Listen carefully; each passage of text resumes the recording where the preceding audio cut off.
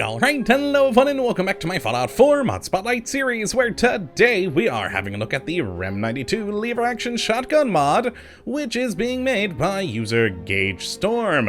And what this glorious little piece of work looks to add into the game is a beautiful new lever action shotgun for you to enjoy.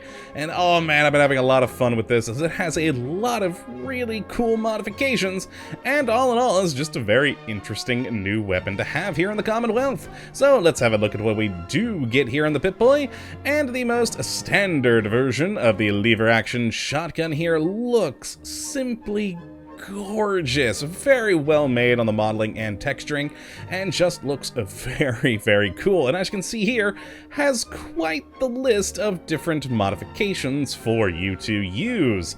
Now as for its stats, it'll have a base damage of 58 using a shotgun shell, and a firing rate of 5, range of 122, accuracy of 72, and a weight of 11.3. Now as for how you get your hands on these things, well, right now it's pretty simple. You just need to go to any chemistry station to build it, but the mod maker is working on adding it into the leveled loot list for your finding convenience in the world. Now let's go over to the chemistry station and have a look there briefly, and it has its own category, as you can see, the lever action shotgun, and is made for no requirements. You guys know me, I prefer something to be here, but oh well, you just get a fun gun to play with, and requires rank 1 of a gun nut. Hopefully some sort of requirement gets added here in the future, as I would just personally like to see that. Now, moving on to the different modifications, as I said, we have quite the list. And to start, we have our typical receivers with a small list of receivers, but getting the job done, giving you powerful, hardened, calibrated, powerful, and advanced receiver options. Now, next in the barrel category, we have the standard, a sawed-off, a long barrel, and a long ported barrel. Now after that, in the stocks, we have the standard full stock, a sawn stock, or a recoil compensating stock. Now in the sights category, oh boy, do we have a list, and part of the reason for the length is because of the difference between the normal barrels and the sawn-off barrels, because some of the sights do have bits that do affect that, which you'll see here in a moment, such as this rib sight. As you can see, it has a rib along the barrel there, and if you try to put that on a sawn-off, it's literally going to have a rib running well past the sawn-off barrel. And so yes, that's why it has things like the sawn-off rib sight, and equally the rib sight long for that longer barrel. So in a lot of these sights, we're going to have 4 different options depending on what barrel you choose to go with. And so next we have the Belishi RDS with its long, standard, and sawn-off variations. We then have the EOTech Nino RDS with its variations here as well, the EOTech Holographic with its length variations, and then a medium scope with its variations, and then a medium night vision scope, once again with those 4 different variations. Now after that, in the muzzle, we have the standard no muzzle, a compensator for the long barrel, a compensator for the sawed-off, and then a suppressor for the long, suppressor for the sawed-off, and the standard suppressor. We then have another kind of suppressor here, the wear and tearist suppressor, once more in either long or sawed-off. Now, after that, we have the barrel shroud, which surprisingly doesn't need multiple options here. It just adds this fun little shroud to the top of the barrel, and it works with all the different varieties. Now, after that, we then have a damage modifier you can apply, going from the standard 0 all the way up to 100% increase in damage, allowing you to use this thing further along in the game, as its base damage isn't the highest, but between the different receivers and this boost, you can get it to do some pretty good damage. Now, after that, we have the texturing on this, where we have the standard wood, a Raider boomstick, and finally a honeycomb polymer. Some really nice options there. I definitely like the Raider boomstick one, very fitting for the Commonwealth.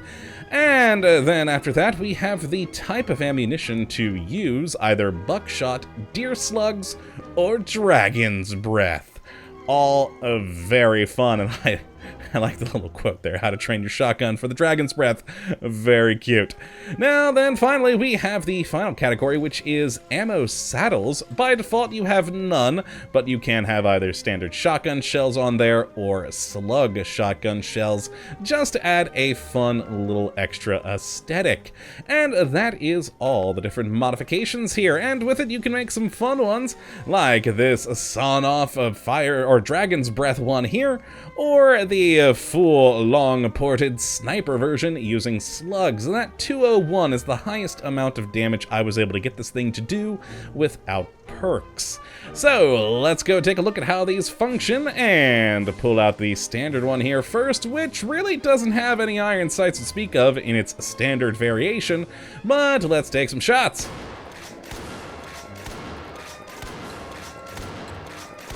There we go, and it works quite nicely, a good smooth animation, which is actually added from another mod, which actually, hold on one moment, let me go back to Pip-Boy so I can scroll down on my other monitor here for a moment, as it is using the Hitman's right-handed reload animations, which is a prerequisite to download for this mod, so that we do get that good, smooth right-hand reload animation there. Very nice, and a very good one. Now let's grab that advanced lever action sawed-off shotgun here.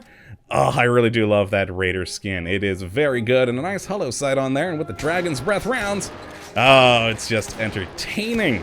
And does quite a bit of damage. Not as much as the slugs, but I mean, come on, it's Dragon Breath. How would you not want that in your life?